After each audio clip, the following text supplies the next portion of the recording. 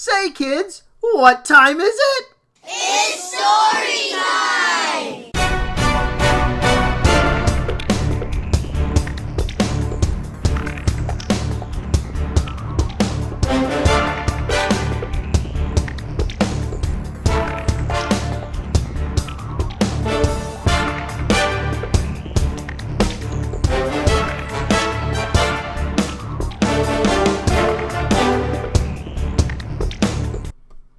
Hey, welcome back. I'm here because enough thumbs were put on the previous video, and so now here I am posting the next one. So I'm going to quickly lose track of how many thumbs I'm asking for and everything, so I'm not going to bother with that. Just go ahead and look in the description to see how many thumbs up I'm looking for with each video, and as soon as that threshold has been hit, I will go ahead and post the next one in line. Alright, so here we go. Without further ado, let's continue on. We might even finish that one this episode. Let's see. Josh stood at the threshold of the Dark Tower after taking a wild ride in a minecart from the center of the village all the way to the base of the mountain. He had convinced Herobrine to disable most of the traps, but Herobrine refused to disable all of them and left 3 of his favorite traps active. He said it would give him some satisfaction upon reaching the crystal at the top. He figured this was Herobrine's way of saying, no pain, no gain. Herobrine said he was only worthy of gaining the prize if he passed the tests. And the first of 3 tests was just on the other side of that door. He took a deep breath and readied himself to pass this first test. He opened the door and the long, single-block wide hallway stretched out into the distance before him. Just like Herobrine had said, every other floor panel had a pressure plate on it.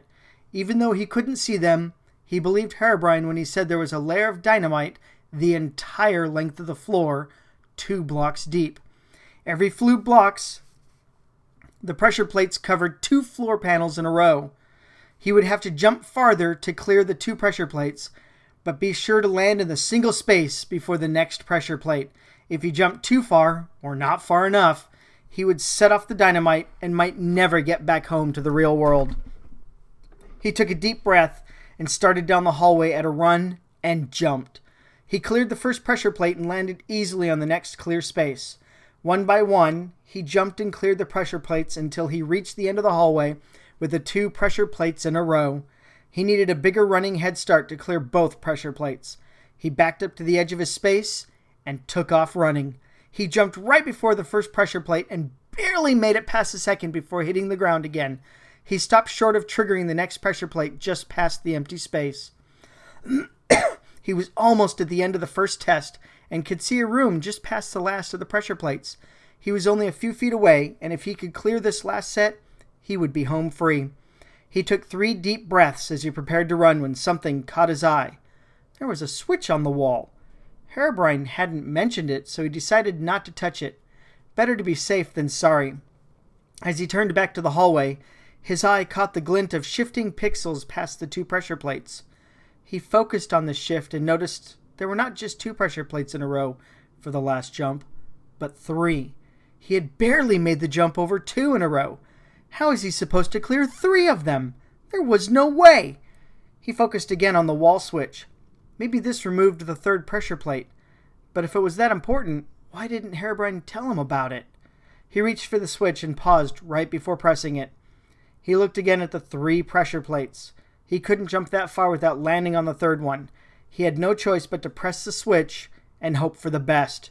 He pressed it, and the entire hallway shuddered as every block of dynamite jumped briefly and started flashing. Josh's heart thumped in time with the hallway of triggered dynamite. At this point, the pressure plates no longer mattered, and he ran as fast as he could out of the hallway. The room just past the hallway was made out of obsidian, and when the dynamite exploded all at once, he was protected from the massive blast. When the thundering explosions died out, he looked back at the hallway he had just come through. The hallway wasn't there anymore. Instead, the entire side of the tower had been destroyed, and a gaping hole sat where the entrance used to be. He turned back toward the steel door on the other side of the obsidian room.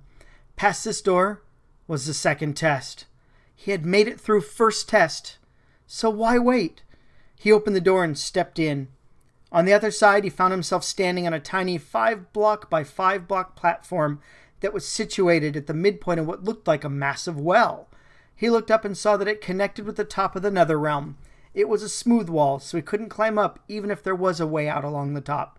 He carefully moved to the edge of the platform and peeked over. He could see all the way down to the bedrock of this world.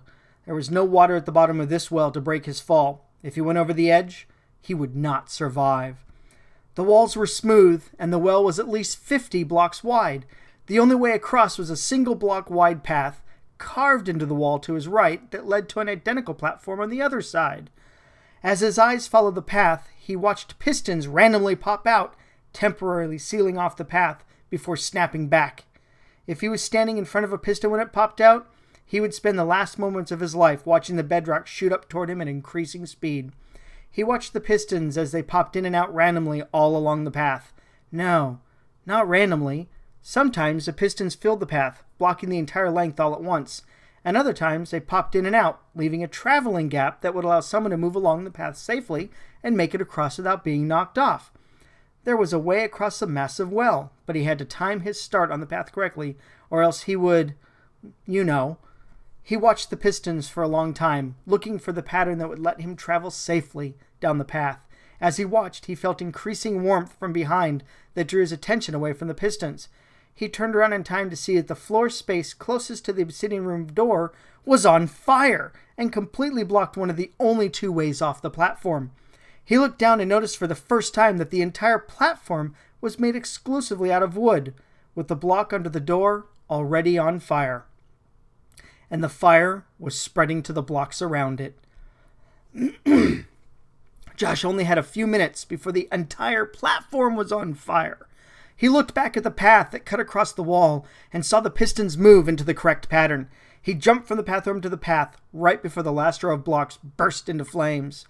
He moved forward slowly as the pistons snapped away from the path in front of him and before they popped back out to close off the path behind him.